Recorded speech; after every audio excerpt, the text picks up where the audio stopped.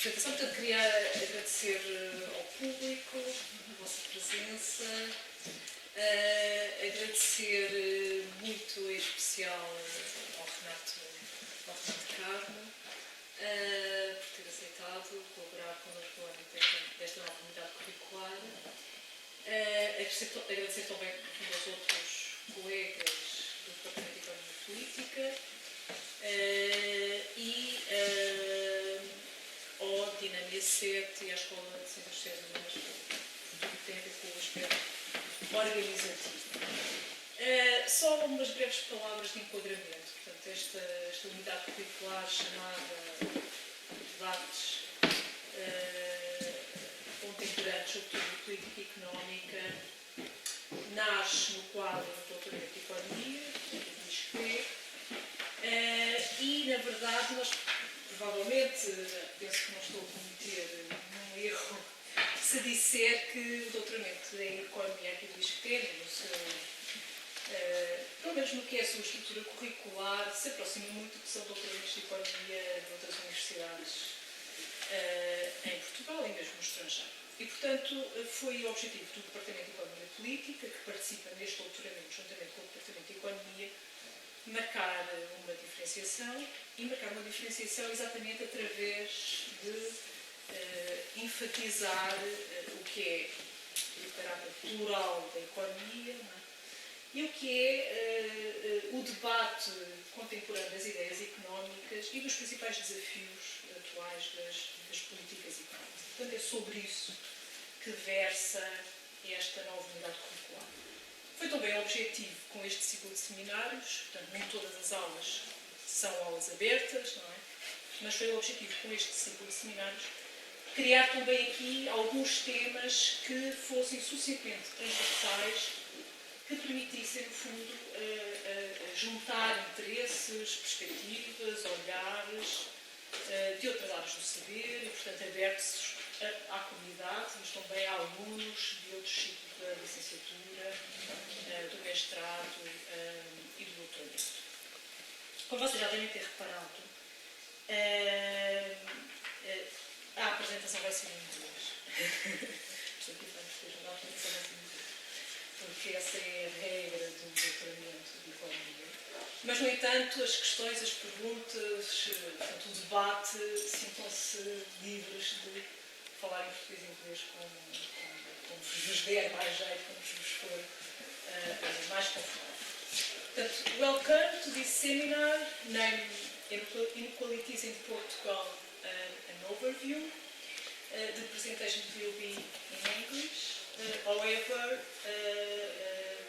you can put your questions and make your comments in both language, Portuguese or English. So, thank you. Obrigado. Agora, deixa eu só para agradecer, não agradecer, como é que seja em português, agradecer o convite, com muito gosto aqui estou. Okay, my name is Renato Carmo. I'm a Portuguese sociologist and I'm a researcher in ISCTE, and I'm working on inequalities, and at the same time I'm working on rural and urban studies, and sometimes I cross the two dimensions, territory, spatial, like inequalities and social inequalities. We have here in CIES, that is my research center, a project that is the Observatório of Inequalities. This project has been produced a lot of data since 2008, and we have published also books and so on in Portuguese, but we have some papers in English. I'm going to present the link of one kind of paper that we present in the communication in English, because we are linked to a network, European. O que é que não vem cá para baixo? Já agora.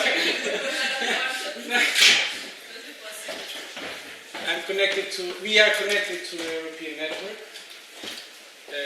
which is called Inequality Watch, and we produce some papers to this network, and one of them is about inequalities, the trends of inequality in Portugal. I'm going to present some of data, of course. First of all, my presentation will be about the kind of introduction of the concept of inequality. So, theoretical introduction. I'm going to present a definition and the main dimensions of inequality, based in mostly in one author. It's Göran Terborn, that is a Swedish sociologist. And then I will present some data regarding some dimensions of inequality. And in the end, I'm going to present some reflections regarding this actual economical crisis, and to connect, for instance, inequality to poverty and to employment. So we're going to discuss how these three phenomena can be linked actually. Okay. So I'm going to read some parts, of course, the others just to be clear in the subject. You have this simple definition of inequality. This author, Göran Terborn, he has been published several books about inequality, and he has a very interesting way of defining inequalities and to defining as we're going to see, three different dimensions of inequality. So we say that inequalities are differences that we consider unjust. So I think, of course, society is constituted by differences, and there's no wrong about it. But the problem is when that differences are unjust. People feel unjust with some kind of resource, or access of kind of resource, or kind of discrimination, so on. So inequality is a negation of equality. Behind the perception of equality, there is a notion of injustice, a violation of some equality. So this connection between inequality and injustice, I think, is very interesting, because as I said, society is a complex system made by differences.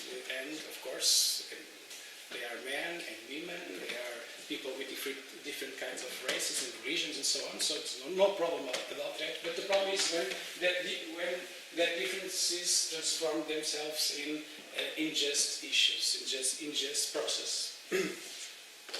Another issue that Terborn defines is the idea that inequalities are multidimensional. So the idea is that they are not confined to just on one sector of society, or not to a single resource, like income, education, age, rank, gender, religion, or health, culture, and titles, or not a single variable, income, education, age, gender, religion. In fact, and we in the Observatoire take this as a guideline of our research. In fact, we consider that inequalities are by nature multidimensional, and normally we try to connect, to cross these several variables, these several kinds of resources, and to connect different sectors of society. The other idea is that inequalities also has systemic and relational nature with regard to the causes and effects. So I think this idea that inequalities are a kind of system, and they are connected with each other. And for instance, normally low income is connected with low education, and so on. So this is a very interesting definition by Göran Terborn that identifies three different kinds of inequality, three different dimensions. I think that this way of this approach is very schematic, and it helps us to map the inequalities using this kind of criteria. So you consider that normally you can define three different dimensions of inequality. We have the vital inequalities, and the vital inequalities are measured in terms of, normally in terms of life expectancy, disability, mortality, so things that they are related with our condition of life.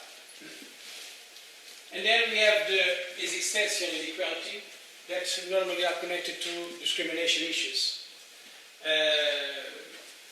The freedom and unfreedom issues, the right to have personal life projects,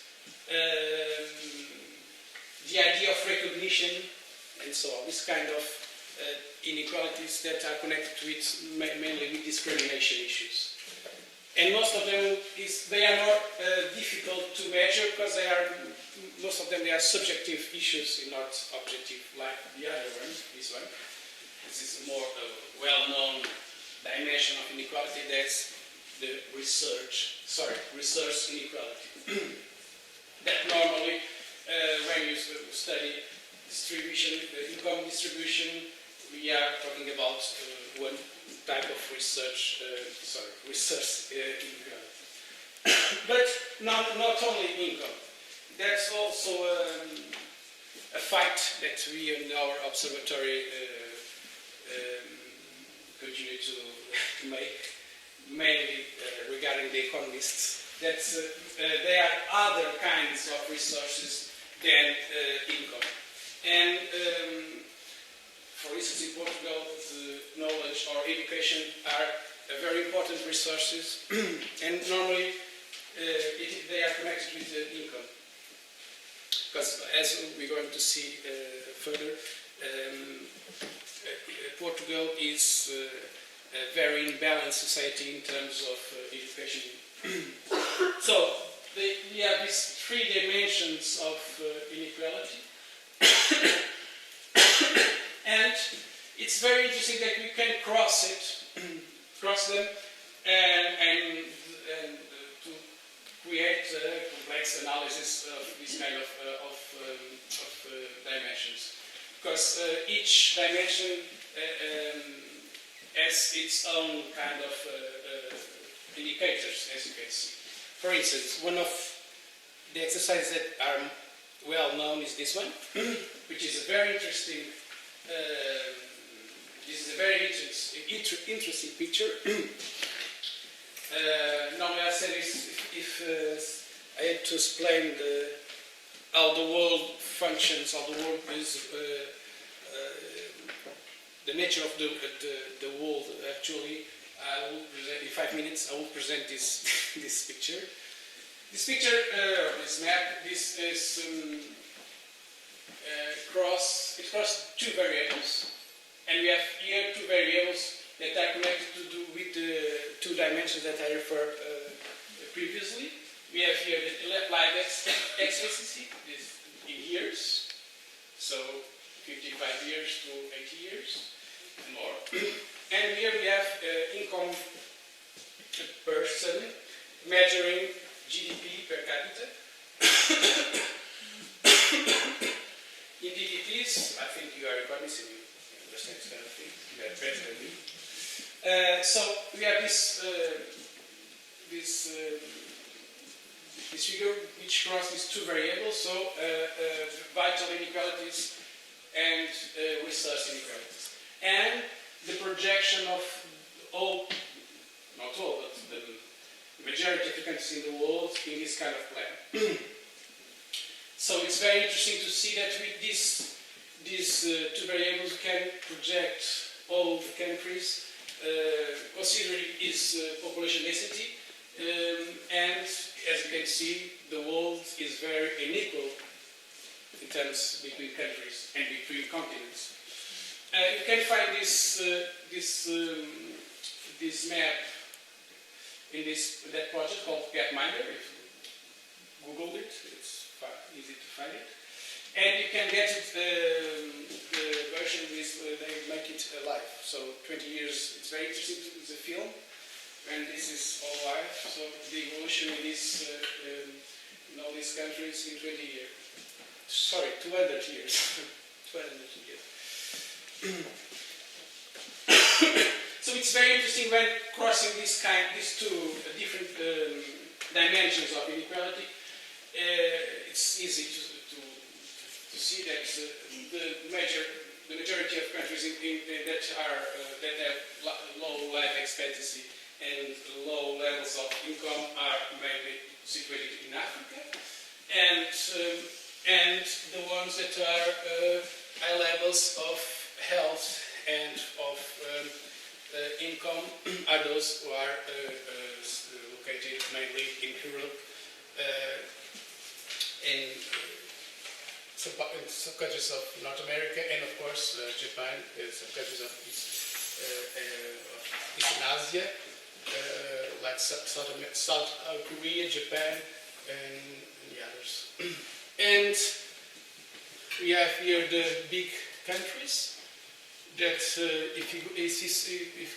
this film is very interesting because one of the issues is interesting in the film that these two balls, India and China, they begin here and they go out. So mostly in these last 50 years. It's very interesting to see this alive. So, as you can see, China is normally in the middle of the process, and India is more late in this kind of process. So they have, in terms of income and life expectancy, they are behind China. Brazil and China are very connected. Okay. We don't have time, but it's very interesting to see, for instance, several countries that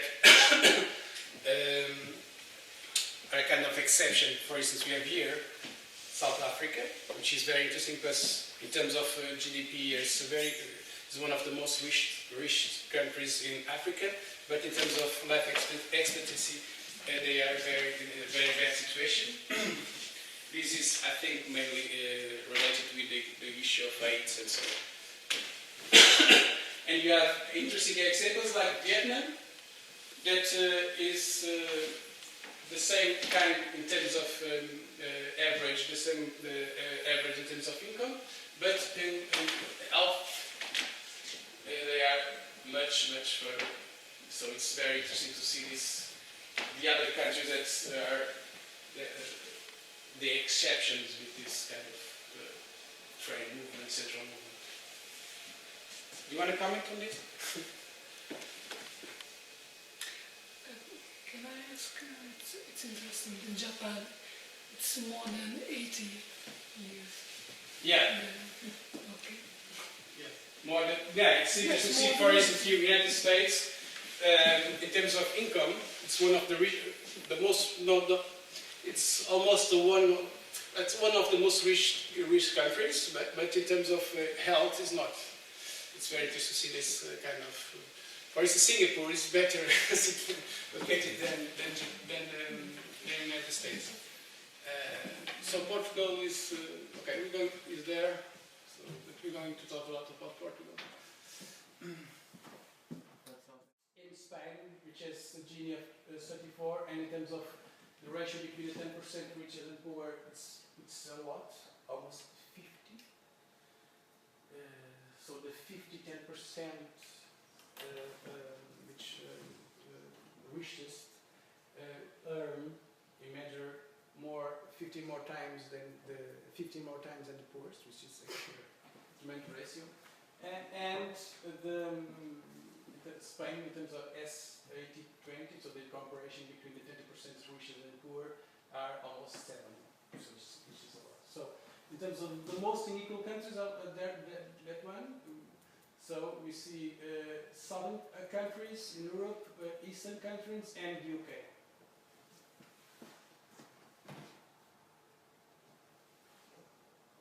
So this one are the last one, the less unequal, which are composed mainly with eastern countries and northern countries. I don't know if somebody is studying this, but it'll be interesting to study how these disparities between eastern countries are so It's profound. different because the small, like Slovenia, Slovakia, Czech Republic, it's a small and economically hard. Yeah, but Portugal is small as well. So. Yeah, but Slovenia, it's a half like Yeah. Portugal. And Latvia is small. It's not bad. Latvia, it's another Yeah. extreme point. And comparing Bulgaria and Romania with the power. Okay, it's different. It's interesting that Luxembourg is worse, or it's less, more inequality, like in Slovenia or Czech Republic. Okay. So yes, this figure, this graphic provides information about the evolution of S80, S20 in Portugal, and it shows that in Portugal since 2003 there has been a decreasing trend value of this measure. So it's in fact in 2002 we reached more than 7, which is a lot. And of course, we continue to have a value that is above the average, but in fact, we regard this kind of decreasing of inequality. But in recent years, this fact, from 2009 to 2010. We notice a change of this trend, and 2011 is not here, and this change continues. So there's kind of we notice an inversion of this trend. But in fact, although Portugal maintained these levels of high inequality, but we notice this trend, decreasing trend, in this indicator and in GNIOS. Well, we have here another logic, which is this kind of analysis is based in pre-tax income distribution, and it's a long series between the 70s and 2005, and it compares the as you can see different shares. So we have the 10%.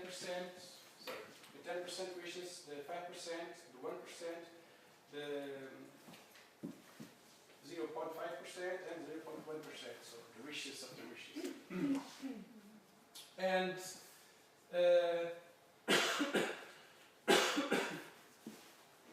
so you can see the evolution of the share of this kind of these different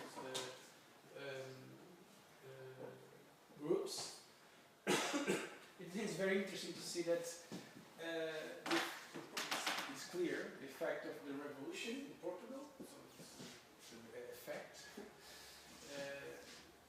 Unfortunately, we don't have that before 76, but we have kind of reducing of inequality in all of these groups and rich. And in late 80s, we begin to notice this increasing of inequality in all of these groups.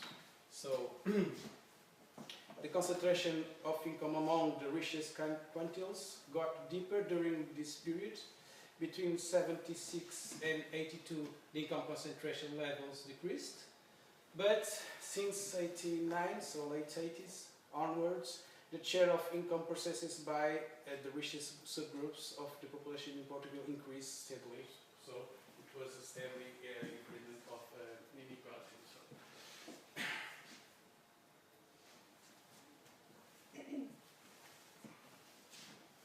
So this logic is different. So it's the share of income gathered by the richest households.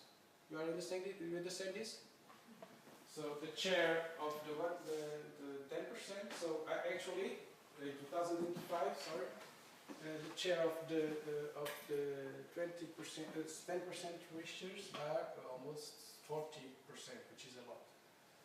So 10% they gather almost 40% of the income.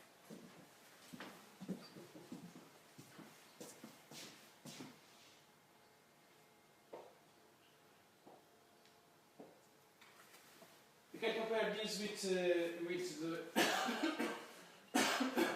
these guys, Alveia, Duarte, and Piketty, CIES, and so on, are the ones that are producing this data about top incomes. We have here the 1% top incomes in the Anglo-Saxonic countries, and we have it's interesting to see they have a main profile, and as you notice in the inequalities in the end of the 20s, so they reach the maximum, almost 20%, which is tremendous. 1% share earns 20% of the income. 21% of the richest share 20% of the income.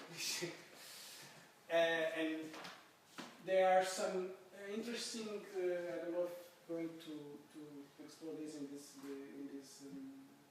this course, but some people that economists, for instance, they are this idea of connecting and to explain the crisis of 2000, the Great Depression, because of connect the Great Depression with inequality, at the same time connect this idea with the same process that we are witnessing in this actual crisis, because as you can see, in 2008, the level of inequality in the United States was almost at the same level that in the 20s. So we reached, I think, 70, some 1% share 70 of the income, which is also a lot. So, and we have these years after the Great Depressions. So we have here, it's interesting, yes, we have here the New Deal.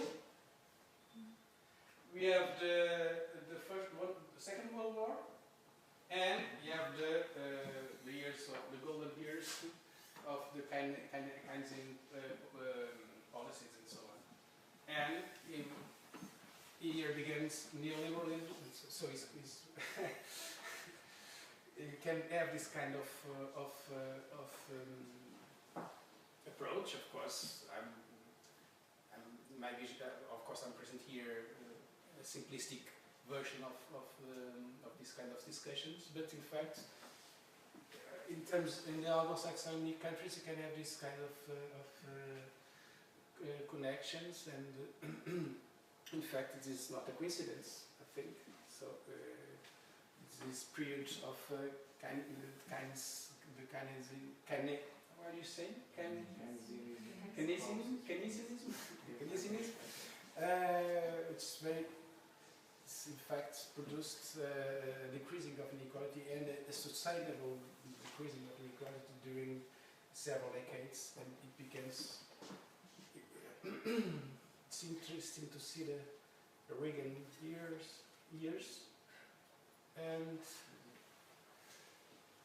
also the Thatcher years, which is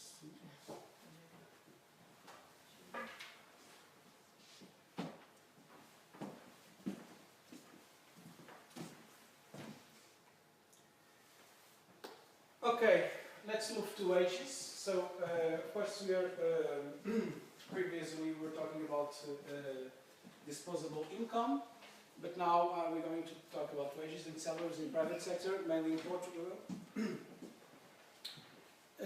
Wages are an important dimension of income inequality, because regarding OECD, wages and salaries are the main driver of total market income inequality.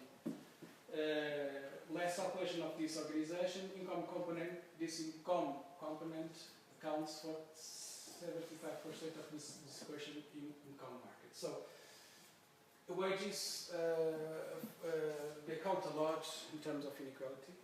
And one of the problems in Portugal is not the only problem in terms of inequality, but we have in fact a great inequality in terms of salaries, as you're going to see. This situation is particularly evident in Portugal, where a substantial part of the labour force continues to have low wage rates. And I'm going to present data from this database, this quadros pessoal. This is mainly for private sector. It's a very powerful database because it regards all companies in Portugal, or most of them. And in the next slide, I'm going to present gross average earnings, which includes basic pay, regular benefits, and extraordinary benefits. And of course, the values are in euros, constant price, and so on. Okay. This graphic I have presented a lot of sessions, and I have published this in several papers, because it's very symptomatic to what it's been happening in Portugal since the 80s, the middle 80s.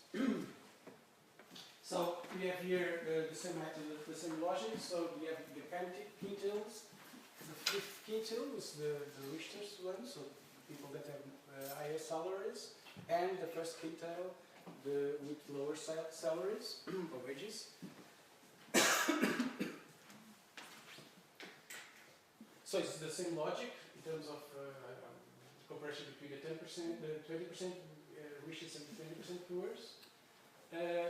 And what is the main message of this graphic is the increased distance between the fifth quintile and the remaining quintiles. It's extraordinary the way, as you can see. The distance is growing between the fifth quintile and the rest of them. So the 20% earn in terms of they are in terms of average, they are more distant now from the other quintiles than they were in the 80s. The first, second, and third quintiles show similar average earnings. That's another interesting issue that you can see.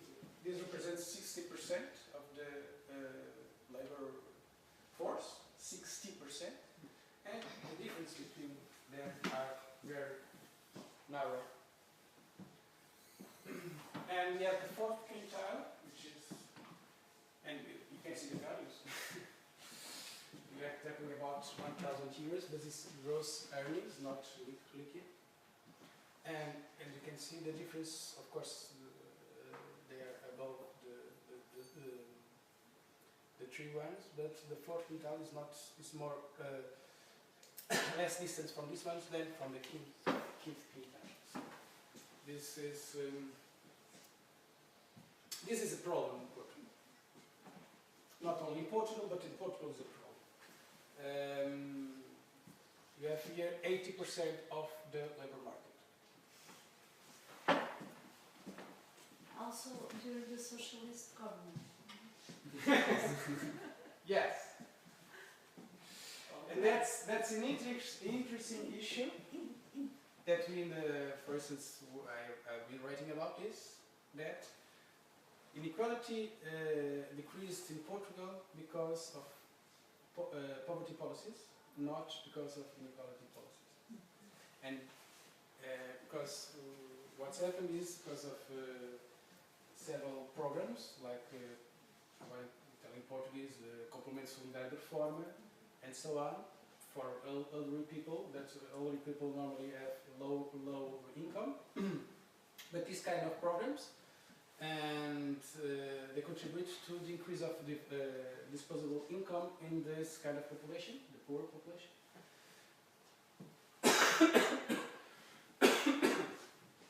And the impact of the indirect impact of this is the decreasing of inequality, not because of redistribution policies, but because of the policies that was fighting against poverty. And this is proved by our work, and also mainly because of the work of Carlos Rodrigues, which is the principal expert of income inequalities in Portugal. And in fact, this is this idea that it was due to the fact that the government had this kind of programs that inequality is decreasing, not because of a policy that was designed to attack directly the income inequalities issue. That's why, that's an interesting debate, which the narrowing of welfare state. I think that inequality will grow up because, of course, we maintain these discrepancies in terms of salaries. So, do you have any dates about, okay, this is the situation, and with these quintiles, social structures, how is the credit? It's the difficult private to sectors, no dates. It's difficult to access to credits data. Because I think this is another problem. Yeah. We have some experts mainly in Coimbra, Ana Cordeiro, Ana Santos. She has published an article in Análise Social recently about this, about the consummation, and I think credit also, but because I think this is But there is also a great disparity in access to credit. So people who have more access to credit are people with more research, with more information. the low financial education in a global level. I mean yeah, but it's true. You have to have the two sides, the income and the consummation. yeah. And the consummation includes credit, so we have to do the two sides. But it's different. It's very difficult because the sources are different, and it's very difficult to have the whole picture. It's very difficult. Okay, so one problem. Portugal is an unequal country because of disposable income, and one of the drivers of this inequality problem is wage inequality. The other important driver is educational inequalities. So Portugal is characterized by a huge deficit of schooling, particularly secondary and tertiary levels. And this situation has important impacts in the persistence and reproduction of inequalities. We have this international way of comparing different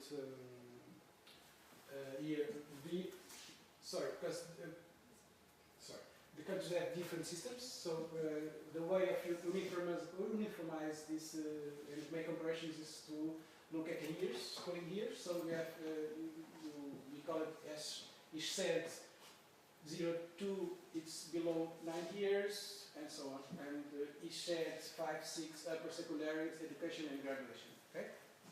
So in that way you can compare the several countries. So one of the factors that have contributed to this level of inequality is the educational attainment within the Portuguese working population. So we are looking mainly at working population. So, and I'm going to show the next slide. Almost 60% of the working population has a low level of education qualification, which is a lot. And when we compare to the European average, this is tremendous, the difference. If you compare with European countries, it is outstanding the difference between Portugal and the European average. In EU, it's 21%. So the difference between 60 to 21%, which is in other hand, in Portugal, only 21% have secondary education, as in Europe, this education level reaches practically half of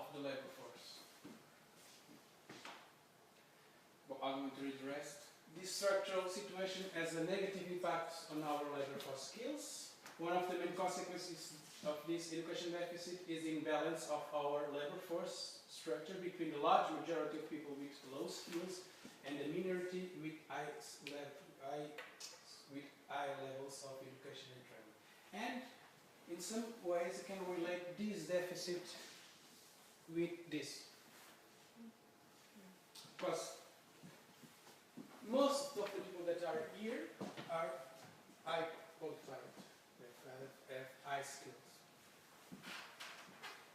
So the way of fighting this is not to narrow schooling, but to develop schooling and education.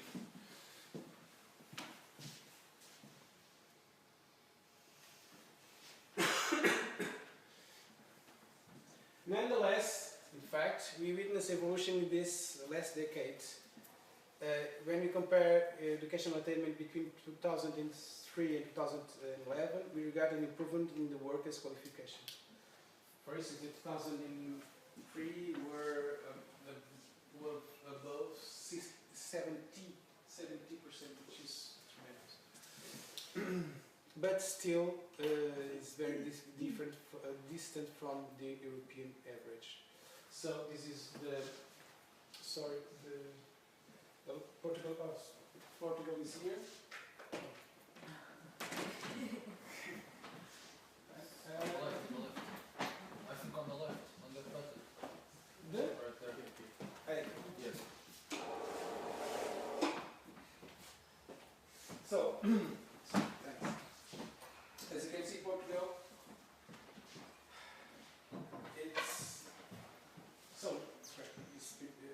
we are, the last one, only Turkey is worse than we, and as you can see, it's very interesting to see as well as some the eastern countries of Europe that are the most qualified in terms of high graduation and secondary graduation. Free education systems. They are the communist system, of course.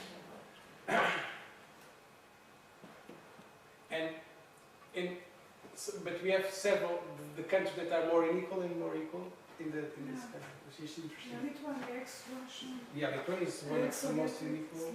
Slovakia, Poland, Estonia, Latvia, Yeah. Slovenia, Yugoslavia. So this is a big problem that we have in Portugal, and we maintain this deficit. And now this brain drain that we are witnessing in Portugal. So skilled people that are migrating to this is, I think this is going to get worse. Okay, so you have here now we are crossing these two dimensions. So the educational inequality with income inequality. This is taken from this book was published in the INE. It's work by Rodrigo, one of the authors. Unfortunately, it's data from 80,000 only. But as you can see, this big correlation between income inequality and education equality. As you see, the information presented in this figure shows the relationship between the level of school attainment and the belonging of the 5 categories of income. We can observe that in 2008, about 67% of the individuals that conclude tertiary education belong to the richest 20%. So more than two-thirds of the people that belong to which the 5 people are high skilled. Among those that include the secondary education or post-secondary, non-tertiary education, and those who did not go behind lower secondary education, this value is 32% and 12.8%. So, this is the problem. This is one of the causes of the social reproduction in Portugal. The reproduction between, so you know, begin this idea of look at the inequalities as a systemic problem. So this is the problem, or one of the sides of the problem, that the connection or the relation or the correlation between income inequality and educational inequality. And that's why the persistence of inequalities continue, because of one of the drivers of are these kind of dynamics, perverse dynamics that we have within Portugal. Well, okay. I have for finishing an exercise that I made to explore these recent trends that we have in Europe, mainly, and to relate these three phenomena: poverty, unemployment, and inequality. One of the impacts of this crisis was the growth of unemployment, and of course it's very difficult to measure this relationship, but we can try somehow to discuss about it, and I'm going to present a kind of exercise that I made that relate these dimensions. In this part of, okay. In Europe there is a strong association between inequality and poverty levels. As you can see in the next slide, the countries which have a higher risk of poverty and social exclusion are the ones with a higher income inequality. In fact, it's possible to detect two different distinct situations between the southern and some eastern countries, the same, and the other side, northern and central ones. So, these risk at risk of poverty and social exclusion are based in two main indicators. There's the deprivation, which is it's an indicator composed by 9 items, and the at-risk of poverty that measure it defines a kind of line that establishes the people that are considered to be poor in terms of this criteria, and the ones that are not, supposedly not poor. But okay, this is statistics, so we have to be careful about this. But the idea is the total rate of income after social transfers below 60% of national median income. So the people that are 60% below the median income are considered poor. But this indicator connects, so relates the two indicators.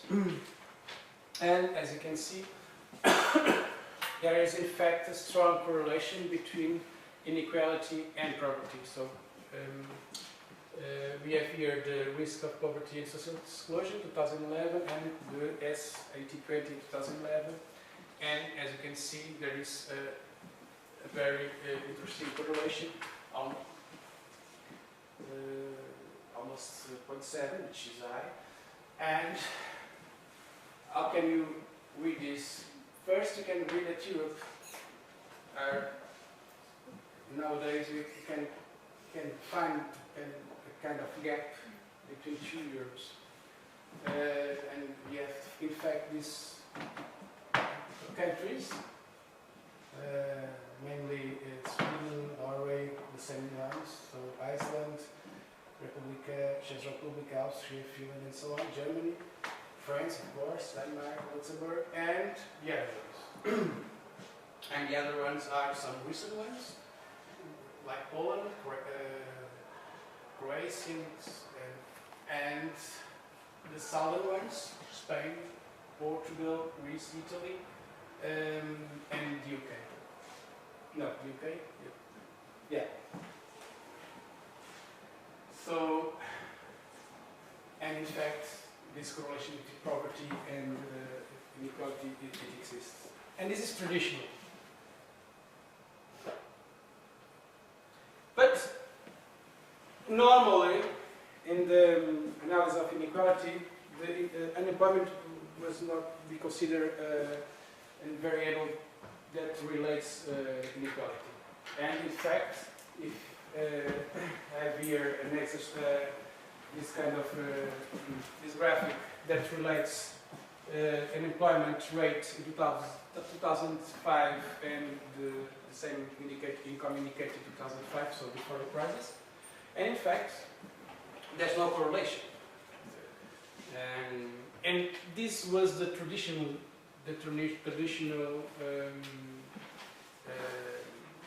configuration, the traditional issue.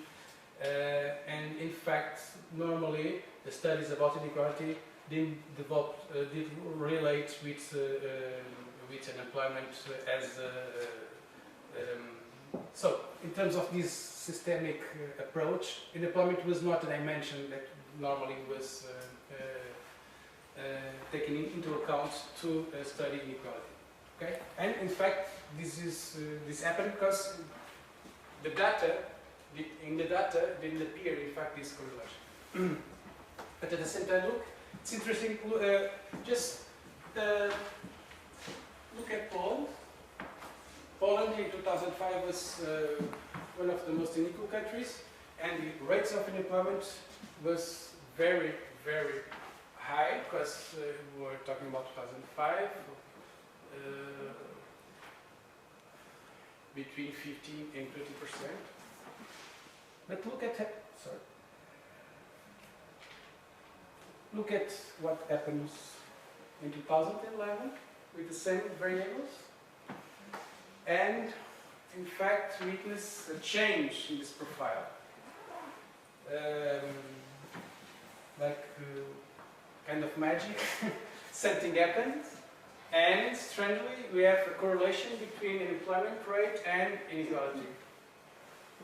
And in fact, what we are discussing now is how can we relate inequality with employment, and how this affects this kind of cycle between these phenomena. Because in fact something changed when you compare these two graphics.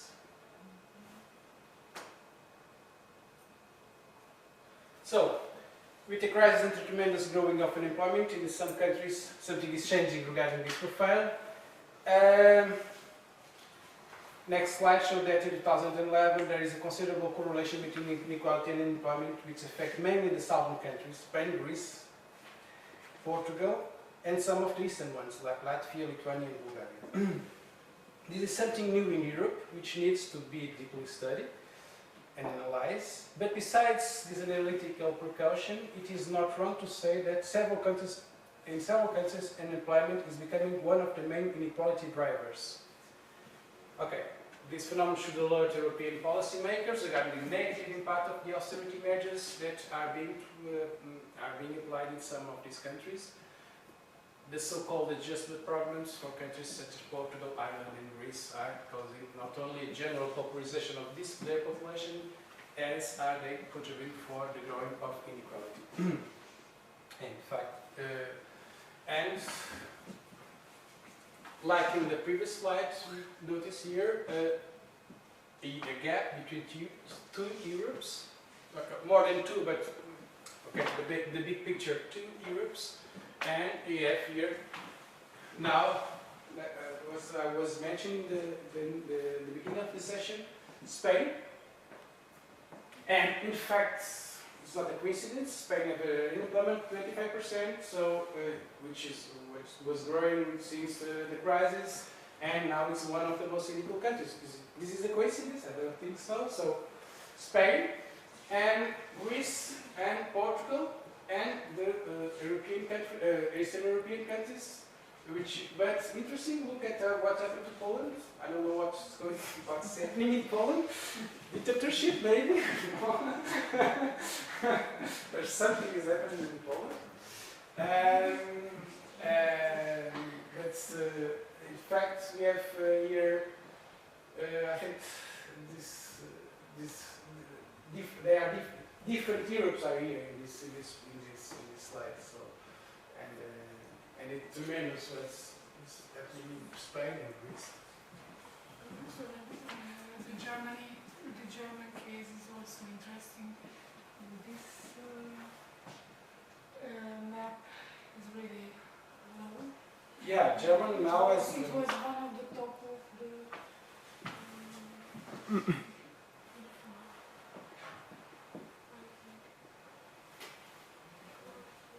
Germany. It was really high.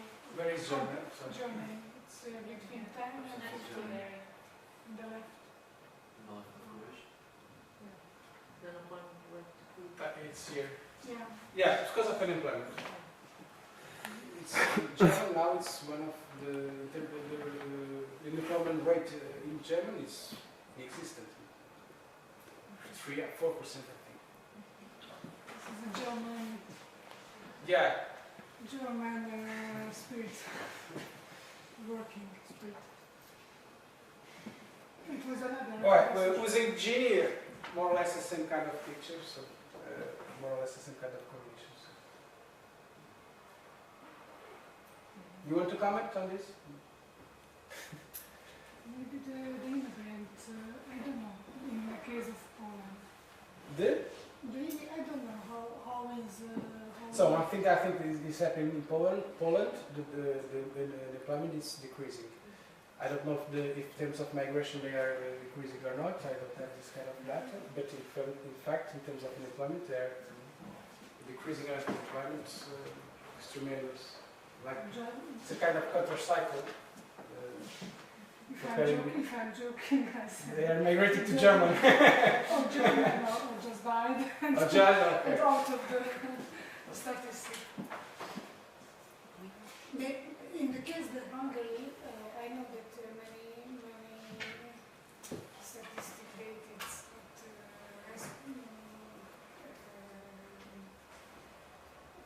the reality is different because. No, there are a lot of realities here. This is, of course, this is very exploratory. Each country has, as we witness regarding Portugal, this country has its own problems, its own. And of course, we have to be cautious of this kind of comparison when you compare countries.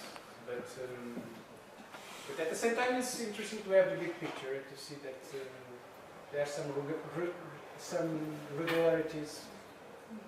And normally we see the same countries.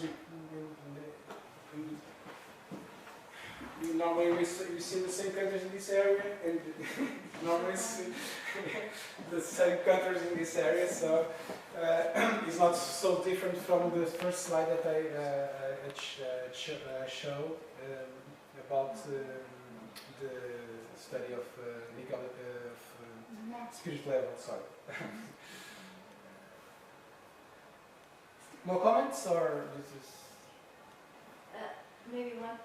I agree with her in relation to Slovenia because I learned with a friend. She's from ex-Yugoslavia. Slovenia. Yeah, and she was telling me how Slovenia was the rich part of the country. Slovenia. This is the time. Near the north of Italy and Yeah, but Germany. it's not so different from. So Slovenia is totally different from Bosnia or Okay. Serbia or Okay. Montenegro. Yeah. That is very interesting. When a very unequal country Yeah. just divides, Yeah. and after the result is very different. In Slovenia, it's really small Slovenia country. is in Switzerland. Yeah, it's very small. But very interesting. It's Czech Republic and Slovakia because both same ex-countries. Yeah. They are very well with very good results. Yeah. Very interesting. Yeah, but Since the beginning, I was noticing. Very interesting. We always speak about Scandinavian countries. And in Maybe no, we can change. and Eastern ones that as they were homogeneous between each other, but they are. They are not. Yeah. And these are good cases, in Yeah. fact. Because normally we talk about northern countries, eastern countries, like they are the same. They are not the same. No. Very interesting. Very Unfortunately, the southern ones normally they are in the same positions. And there is a big gap between Czech Republic and Slovakia because the Czech Republic always was the industrial power And Slovakia has agrar, Yes. less power, but But you it's also because of the same skill behind the background. Yeah. It's Yeah. the same social welfare system, tax system, and whatever. Okay, just final remarks. I think it's time for them. I think I'm just going to read to conclude. So, income inequalities in Portuguese society are comparatively very pronounced. This situation is due to several factors, among which we can highlight the disparities regarding the distribution of educational resources. Indeed, in addition to income inequalities, the lack of education emerges as a major factor of inequality in Portugal. This persistent situation has profound impacts on the efficiency of our economy and its capacity to deal in a sustainable way with modern challenges. Investment in human capital is undoubtedly one of the priorities of public policy. At the same time, several economic sectors such as construction, retail, trade, restaurants, tourism are falling down.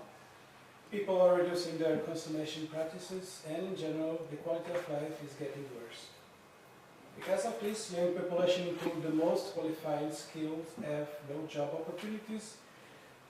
So we are beginning to be very depressed now. And a considerable part of them are migrating. The brain drain trends are growing up during these last 3 years and more. And in the medium term, this will have a tremendous negative impact in our productive capacity. So, along with the economic crisis and the austerity measures, unemployment is reaching unprecedented and sustainable levels. At the European level, we are now witnessing a kind of division between the southern countries and some eastern ones that have high levels of poverty and unemployment rates, and the northern and central countries which have relatively low levels of unemployment and poverty. With the escalation of the austerity measures, this division not only will increase the gap between the affected countries and the others, but at the same time, this will cause continuous growing of inequality in those countries where the unemployment rate is higher. In conclusion, we can say that one of the consequences of this crisis is the escalation of the correlation between three vertices of a triangle composed by poverty, unemployment, and inequality. I think that European governments and the politicians should have a moral responsibility to put an end on this spiral of austerity that is producing this perverse triangle. And this is the end. Thank you.